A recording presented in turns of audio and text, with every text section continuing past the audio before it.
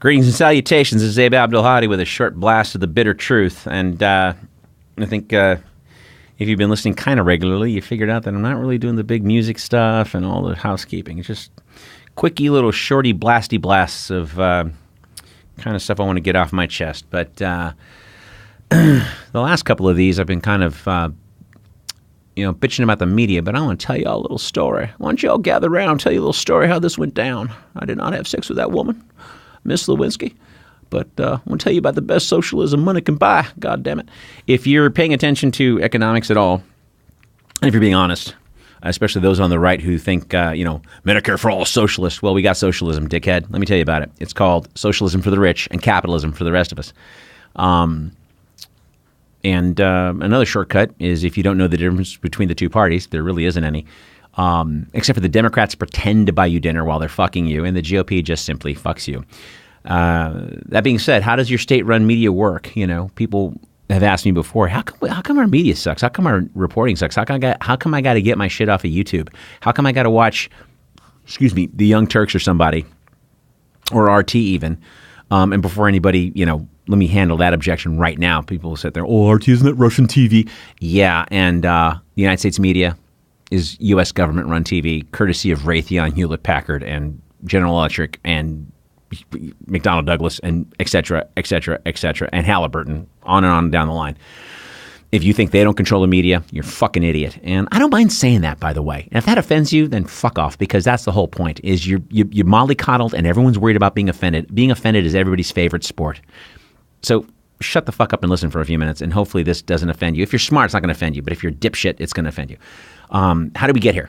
Before 1996, before Bill Clinton and Al Gore basically took the Democratic Party to the right and the Republicans became insane, one of the things that they did, which was, hallmark failure of that administration, one of the many hallmark failures of the Clinton administration, was the Communications Act of 1996. And what that did was, in a simple statement, it basically took antitrust regulation and did not apply it to the communications industry. It's the best way I could put it. Because before 1996, we had something like 100 companies that ran all of media. And there was all these different rules. If you were a TV network, for example, you could only own 2 newspapers or whatever. And so what had happened was they went ahead and deregulated the communications industry. And, the more libertarian of us, or the more Republican, well, yeah, we want to deregulate things and let the free market dictate itself. First of all, that's as ignorant as saying that communism perfectly applied is a great idea, because humans are designed to overreach. That was one of the points that Marx missed when he created communism. Communism was a great critique of capitalism, but it really didn't offer a workable solution, because he ignored human nature, pretty much like the Libertarian and the Republican ignore human nature when they say we need to deregulate. Just like when Beto O'Rourke voted for banking deregulation twice, last year and the year before, thinking it was a good idea to deregulate the banks further because we didn't learn enough from the crash of 2008, where the world lost 40% of its wealth because of our fuckery.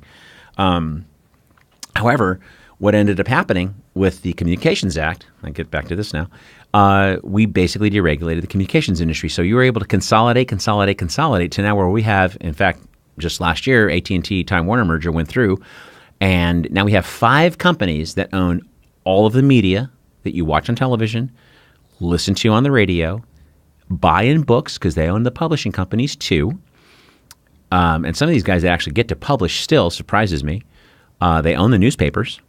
Washington Post is owned by Amazon, which should creep you out, because Jeff Bezos is the number one. Him and Bose Allen Hamilton are the number 1 and number 2 surveillance companies that have government contracts. He has a $600 million contract with the CIA and sits on a Pentagon board and owns the Washington Post, which is kind of interesting if you notice what the Washington Post prints, and nothing is ever critical of Amazon. Interesting.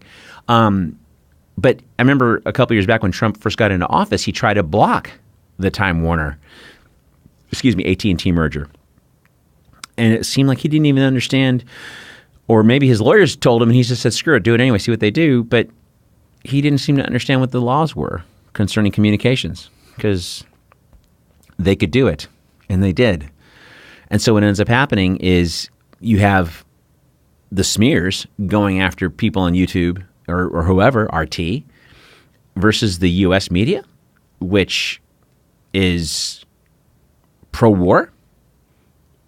When was the last time you saw the U.S. media, CNN included, MSDNC included, Fox News? When did you ever see them against war? They barely covered anything that Obama did. And if they did, they left his name out of it and made it look like Syria was just a mistake. Oh, bombed a hospital. Oh, he must have had bad coordinates because he's so nice. He would never do that. He was a mean piece of shit. He was every bit as mean as Mitt Romney, and he had a kill list that he executed every Tuesday. So, I mean, he killed more Muslims than any president, period. I mean, and so when they say he's a Kenyan Marxist Muslim, I'm like, really? That's interesting because, first of all, I believe the birth certificate shit, so I don't think he's a Kenyan. Shitty Marxist because he was the Black Reagan, and he sure as fuck was a Muslim undercover because he was bombing the fuck out of 8 Muslim countries when he left office. And so it's propaganda versus the news. And it's never critically checked. It's never fact checked. And what we end up we have the same thing happening now with Venezuela. And why? Well, because the weapons companies want it that way. Don't you think it's interesting that Raytheon and GE, General Motors, GE doesn't even advertises their appliances anymore. They advertise what they're doing for America. Raytheon, Hewlett Packard, and it's all about their systems. Like my mom has a Groupon and she's going to buy an F-16 fighter jet. Why are they advertising on television? Why do they need to have our buy-in? They don't need to have our buy-in, but they got the media's buy-in. So if Rachel Madcow wants to make $7 million a year, if Sean Hannity over at Fuck News wants to make $7 million a year, he better toe the line and read the CIA talking points and read the facts that he was shipped over, and not make any phone calls and not call anybody, because if he does, then he'll be fired. Jimmy Dore says this all the time. If those people said anything that cost their sponsors a fucking nickel, they would be fired. Jesse Ventura got his contract terminated because he would not come out for the Iraq War. He was against the Iraq War, and he was right about that. They bought his 3-year contract out. He signed the contract. A week later, we're going to go to war. How do you feel about this? He's like, it's bullshit. We shouldn't be there. They terminated his contract, paid him full for the contract, and he had a gag order for 3 years. And that's why now he has a show on RT. And if you've ever watched RT, which I would recommend, I don't agree with everything. I think Larry King is whatever. But long story short, I would watch it before you have a critique of it, listening to your dopey friends, because that's what a lot of people do. Hey, did you see that movie? Oh, I heard it sucked. Oh, you heard it sucked. Well, I saw it and it didn't suck. So maybe you'd want to go see it before you establish an opinion based on the experience of somebody else, who you may not even like, by the way. Your friend might be a Barry Manilow fan.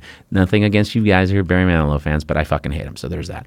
But yeah, so that's kind of that's kind of where we're at with the state-run media, man. And these guys own the government by default because they control the politicians. The same guys that control the politicians with all their lobbies, big pharma, big insurance. By the way, they also advertise. So you're never going to see anything pro Medicare for all on the state-run media because Jake Tapper makes a lot of money to say that Medicare for all would cost more money, even though the fucking Koch brothers put out a report last year that said it would cost less money over the next decade if we had Medicare for all versus the traditional system we have now, where 30 million people are uninsured and 45,000 people a year die from a lack of coverage. So, again, the advertisers buy the politicians, big pharma, big oil, big insurance, the banks. I mean, shit, let's talk about socialism for the rich. We bailed them out to the tune of $1 trillion in 2008, 2009. March of 2009, Obama has 100 of the top executives come to the White House for breakfast, tells them, listen, in no uncertain terms, I'm standing between you and the mob with the pitchforks. And, you got me to thank, and don't worry. No one got indicted ever under the Eric Holder Justice Department. In fact, first year of the Trump administration, Jeff Sessions did not prosecute the deferred prosecution against HSBC Bank that Holder arranged. It was a 5-year deal. And Jeff Sessions comes in, you figure they want to wipe out an Obama thing, right? No. They went ahead and just let it go. They paid a $16 billion fine and nobody went to jail. And I'm sorry, if you're an employee and you're able to commit massive fuckery, but your company's paying the fines and you still get your salary plus your bonuses, which I'll piggyback onto my original point. We bail out the banks to the tune of $1 trillion, paying these motherfuckers bonuses, right? Then we subsidize their ass to the tune of $85 billion a year for the last 11, 13 years, because Bush started it, subsidizing the banks because the banks need money. I thought they were banks. And we loan them $26 trillion at zero interest, with which they could turn around and loan back to us at 1 to 3, 4, 5% for a house or a car, up to 25% for a credit card, higher in some cases in some of these unsecured loans. And that's our money. So why aren't we nationalizing the banks? Oh, that sounds like socialism. Yeah, because the rich have been getting it for a long ass time. And I say we take the banks. Anybody that we gave money to, we now own your ass. Jamie Dimon, he's a fucking employee. He's a glorified fucking employee. Bob Iger over at Disney, I just saw that he got his salary cut and his wage package cut. You know who does that? The board. Why? And you know why? Because he's a fucking employee. That's who does that. So why not nationalize the banks, right? You're not going to hear that on the mainstream media. And you know why? Because Citibank and Chase and everybody else pays their fucking salaries. They pay for advertising. That's why. And it's that advertising in the small amount of markets that you've got with the limited amount of news channels that creates the corporate coup d'etat in slow motion. That's why politicians are bought. They never buck their donors. And if you like a politician, see where and how they get their money. You know, one of the biggest scams Robert O'Rourke pulled in his last election was talking about how he didn't take any PAC money. No, he sure as fuck didn't, but he still took number 2 oil money behind Ted Cruz. How do you do that? You take money from individual donors in industries. And if you watch the miniseries on Al Jazeera, The Lobby, which was about AIPAC, the oldest trick in the book, you have one guy ship over 20 credit cards and you tell them all to bill them for the maximum individual amount. Oldest trick in the book, and they do it all the time. And this is how it's been going on. And this is our state-run media. This is what's going on. And I know I kind of went all over the place a little bit, and I did promise I was going to keep it short. That's why it's called the Short Blast. But as always, man, if this stuff makes you uncomfortable, it's supposed to. Sleep tight.